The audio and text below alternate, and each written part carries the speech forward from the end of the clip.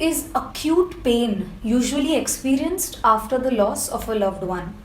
Kubler-Ross describes the stages of grieving from shock to acceptance.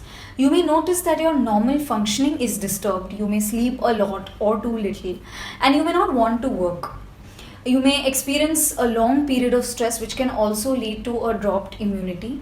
However, the process of grieving is natural and essential. Usually, we have a tendency to run away from negative emotions and negative thoughts, and we distract ourselves with work and other things, but that can be psychologically damaging.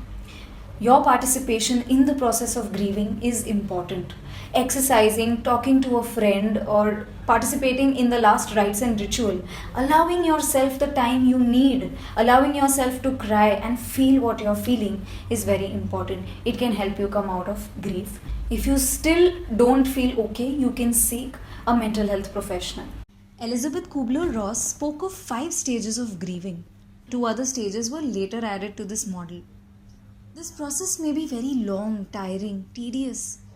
You may feel a lot of ups and downs, but you need to give the time you need. The first stage is shock. So you may be shocked, you may not believe it's true. You may show a lot of profound emotions or not show emotions at all. The second stage would be denial. So you're trying to deny that this has not happened. The third would be anger. You're just angry. Why did this happen? The fourth would be bargaining. You're trying to reason with, oh, is this so bad? Is this really happening? The next stage is depression. You feel depressed. After that comes testing, where you're trying to test ways to cope up and to live your life, to move on. And the last stage is acceptance, where you start to learn to live with it. A case study was done in grief therapy research where a woman had lost a child. And she was asked to draw what grief felt like. She drew a big circle and colored it black. After the whole grief therapy, she was asked to draw again what she now felt like. And she drew a small circle in that same paper and colored it black.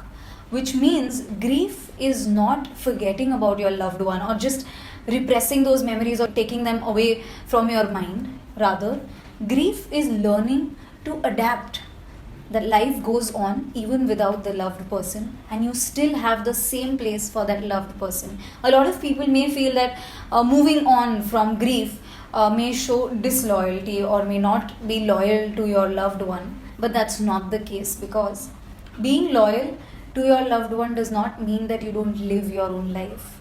If your loved one knew, they would be happy to see you adapt and live a life happy and carefree.